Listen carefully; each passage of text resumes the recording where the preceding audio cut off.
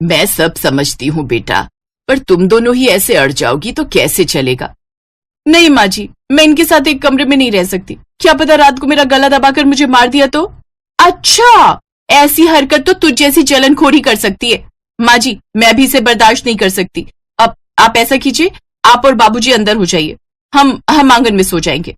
अरे कैसी बातें कर रही हो, घर की बहुएं खुले में सोएं और हम अंदर। ना, चुपचाप अंदर जाओ दोनों।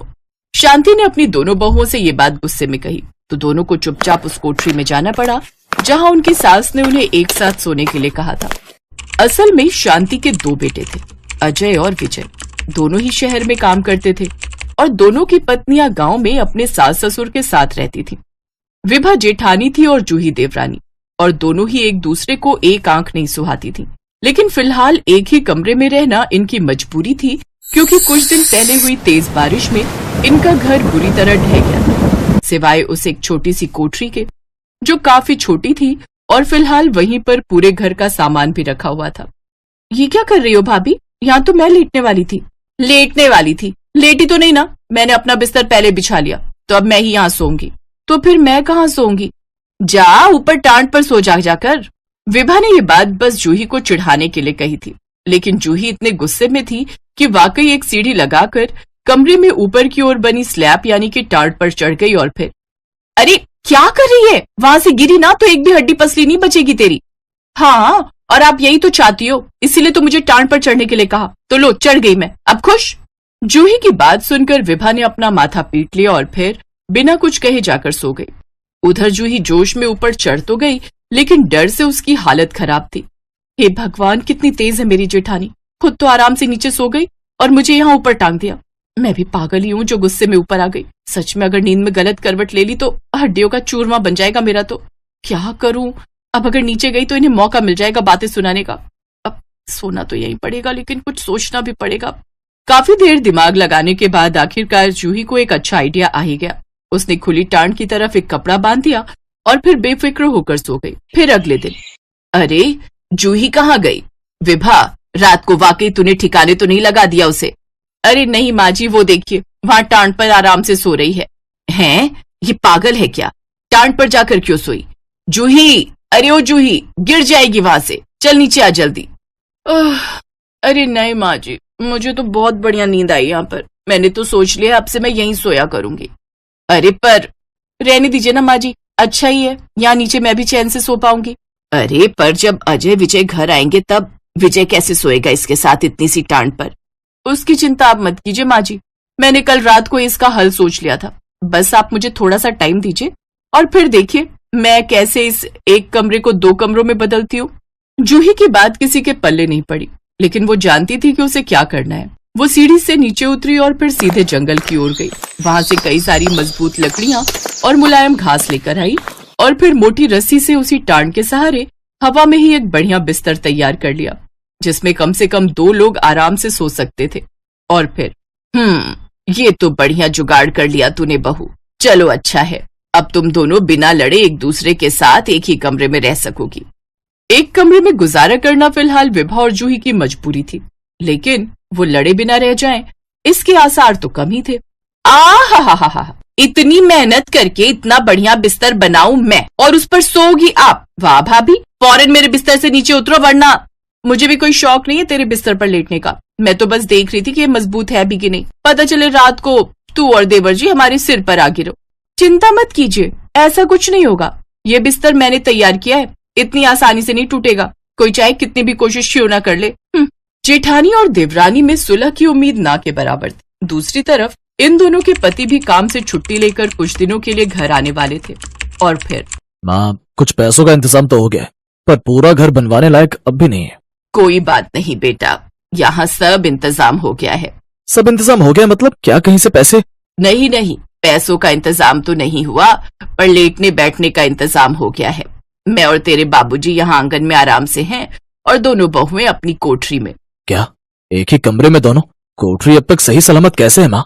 बस वो तो मैं और मेरा भगवान ही जानता है, लेकिन बेटा जब तक पूरे पैसों का इंतजाम नहीं हो जाता तब तक किसी तरह काम तो चलाना ही पड़ेगा ना। जाओ, अब बहुत रात हो गई है, तुम दोनों भी अंदर जाकर सो जाओ।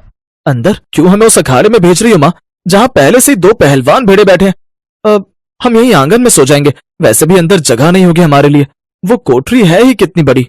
अरे नहीं नहीं, तुम दोनों अंदर जाकर तो देखो, बहुओं ने बढ़िया जुगाड़ बना रखा है। अपनी माँ की बात मानकर अजय और विजय उस कोठरी के अंदर आ गए और वाकई अंदर का नजारा देखकर चौंक गए। कोठरी में ऊपर नीचे 2 बढ़िया बिस्तर तैयार थे और फिर आधी रात के वक्त अचानक जूही की आंख खुली। उफ, गला सूख रहा है। ओहो, पानी तो नीचे रह गया, अब चुपचाप जाकर ले आती हूँ। पानी लेने के लिए जूही सीढ़ी से नीचे उतर ही रही थी कि तभी अंधेरे में उसका पैर लड़खड़ा गया। वो सीधे जमीन पर गिरने वाली थी, लेकिन ऐसा हुआ नहीं क्योंकि विभा ने सही वक्त पर उसे सहारा देकर संभाल लिया था। क्या कर रही है? अब वो पानी चाहिए था और फिर मेरा पैर फिसल गया। वैसे आप अभी तक सोई क्यों नहीं? अच्छा ही तो हुआ, अगर सो गई होती तो तूने मेरे साथ साथ सबको जगा देना था ना। मरेगी अपनी गलती से और नाम लगाएगी मेरा। ये ले पानी और जा, चढ़ जा ऊपर। जूही पानी लेकर वापस ऊपर चढ़ने लगी, लेकिन तभी उसकी नजर कोठरी के दरवाजे पर पड़ी, जहां से एक मोटा सांप अंदर आ रहा था और सीधे विभा की तरफ ही बढ़ रहा था। ये देखकर जूही फौरन नीचे उतरी और विभा को अपनी तरफ खींचते हुए जोर से बोली, भाभी हटो, सांप है। इस बार जूही ने बिल्कुल सही वक्त पर विभा को बचा लिया था। शोर से अजय और विजय की आंख भी खुल चुकी थी। दोनों ने मिलकर सबसे पहले उस सांप को मार भगाया और फिर बाल बाल बच गई आज तो। हाँ, और मैं भी। ये कहते हुए दोनों एक दूसरे की तरफ देखकर मुस्कुराईं और ये देखकर अजय और विजय भी मुस्कुरा दिए, क्योंकि ये साफ समझ आ रहा था कि भले ही उस कोठरी में सब कुछ जुगाड़ से चल रहा था, लेकिन एक साथ रहते हुए देवरानी और जेठानी के बीच की दूरियां अब कम होती दिख रही थीं।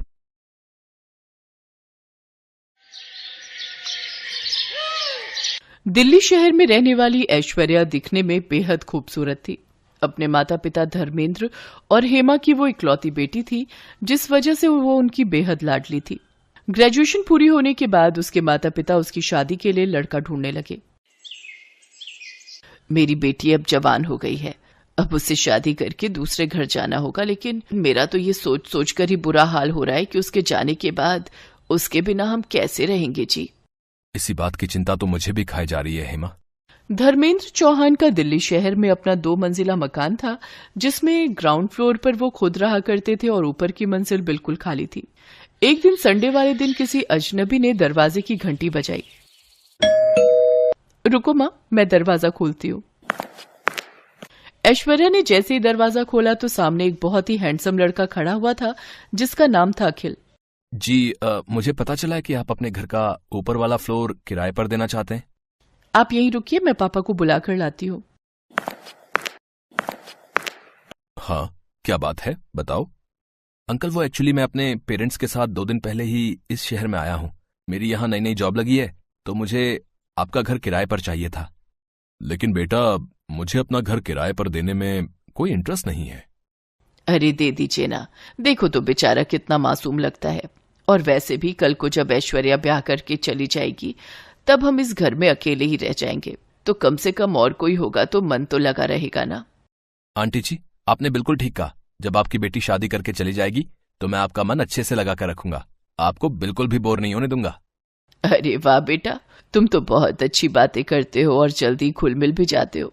एक काम करो, तुम अपने पेरेंट्स के साथ कल ही ऊपर वाले फ्लोर पर रहने आ जाओ, मैं तब तक साफ सफाई करवा कर रखूंगी।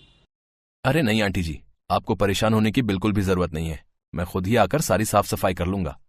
अगले ही दिन अखिल अपनी माँ आशा और पिता रमेश के साथ उनके घर में शिफ्ट हो जाता है। अखिल स्वभाव का बहुत ही अच्छा लड़का था। अपनी चुलबुली बातों और हंसते हुए चेहरे से वो सबका मन जीत लेता था। हेमा चौहान को अखिल बहुत पसंद आता है। अब अखिल को उस घर में रहते हुए कुछ दिन बीत चुके थे। एक शाम हेमा अपने पति धर्मेंद्र से कहती है, अखिल कितना प्यारा लड़का है ना। हाँ, आजकल के जमाने में भला ऐसे लड़के मिलते कहाँ हैं। अपने माता पिता को खाना तक बनाकर खिलाता है। अजी, खाने की क्या बात करते हो, जब उसकी मेड नहीं आती तो वो घर का भी सारा काम खुद ही करता है। हमारी बेटी को भी काश ऐसा ही कोई लड़का मिल जाए। ऐसा ही कोई क्यों, अपना अखिल बुरा है क्या? लेकिन वो तो हमारे किराएदार हैं। हाँ, तो ये तो अच्छी बात है ना, इससे हमारी बेटी भी अपने पास ही रहेगी। आप हाँ कहो तो मैं कल ही उसके माता पिता से रिश्ते की बात आगे बढ़ाती हूँ। हाँ ठीक है। फिर एक दिन मौका पाकर हेमा अखिल और उसके परिवार से इस बारे में बात करती है और फिर सबकी रजामंदी से दोनों की शादी हो जाती है। अगले दिन जब सुबह अखिल सोकर उठता है तो ऐश्वर्या को ना पाकर अपनी माँ से पूछता है, माँ, ऐश्वर्या कहाँ है? पता नहीं बेटा, मैं भी उसे ही ढूंढ रही हूँ। आज उसकी पग फेरों की रस्म जो है।